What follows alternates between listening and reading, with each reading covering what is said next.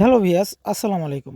বন্ধুরা, আশা করি আপনারা অনেক ভালো আছেন। তো আজকে আমি আপনাদেরকে দেখাবো কিভাবে আপনারা একটি ফেসবুক পেজ পার্মানেন্টলি ডিলিট করবেন। তো এর জন্য আপনাদের মোবাইল হতে যে ফেসবুকের যে প্রফেশনাল অ্যাপসটি আছে সেখানে প্রবেশ করবেন। তো দেন আপনারা যে ফেসবুক পেজটিকে আপনারা ডিলিট করবেন সেটিকে আপনাদের ফেসবুক আইডি হতে তো আপনারা ওটিকে সুইচ করে নেবেন।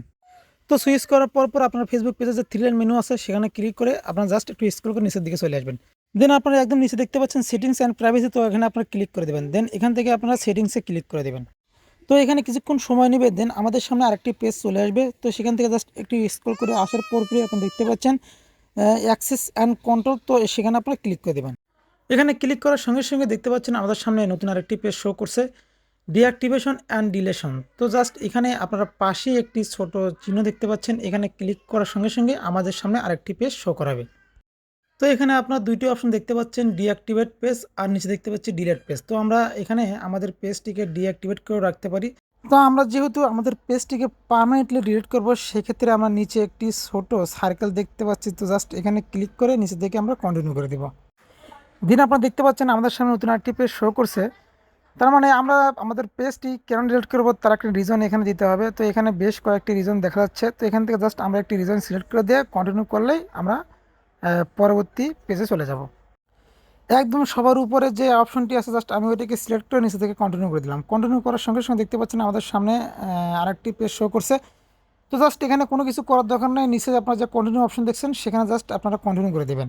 তো কন্টিনিউ করার সঙ্গে সঙ্গে দেখতে পাচ্ছেন আমাদের সামনে নতুন একটি পেজ শো করছে। তো এখান থেকে আমরা আমাদের ফেসবুক পেজটিকে আমরা গো টু অ্যাক্টিভেট লক, অর্থাৎ আমরা ফেসবুক পেজটিকে লক করে রাখতে পারি, অথবা ফেসবুক পেজে যে ভিডিওগুলো আছে সেগুলোকে আমরা ডাউনলোড করে সেভ অপশন রাখতে পারি। তো জাস্ট আমরা কোনো কিছুই করবো না, আমার নিচে থেকে যে কন্টিনিউ অপশন দেখছেন, তো এখানে জাস্ট কন্টিনিউ করে জাস্ট নেক্সট পেজে চলে যাব।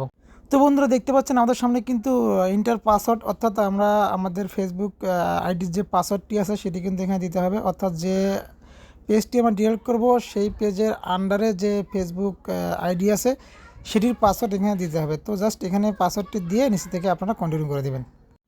তো আপনারা দেখতে পাচ্ছেন আমাদের সামনে আরেকটি পেজ শো করছে। তো এখানে কোনো কিছু করার দরকার নেই, জাস্ট আপনারা এখান থেকে কন্টিনিউ অপশনে ক্লিক করে দেবেন। এখানে ক্লিক করার সঙ্গে সঙ্গে দেখতে পাচ্ছেন আমাদের সামনে নতুন আরেকটি পেজ শো করছে, ডিলিট দিস পেজ। তো জাস্ট এখানে ডিলিট পেজে ক্লিক করার সঙ্গে সঙ্গে কিন্তু আপনাদের পেজটি পার্মানেন্টলি, তো বন্ধুরা দেখতে পাচ্ছেন আমি আমার ডিলিট পেজে ক্লিক করলাম। ক্লিক করার সঙ্গে সঙ্গে আমার ফেসবুক আইডি হতে কিন্তু আমার পেজটি পার্মানেন্টলি ডিলিট হয়ে গিয়েছে। তো জাস্ট এইভাবে আপনারা আপনাদের ফেসবুক আইডি হতে আপনাদের পেজটি আপনারা সহজেই ডিলিট করতে পারেন। ধন্যবাদ।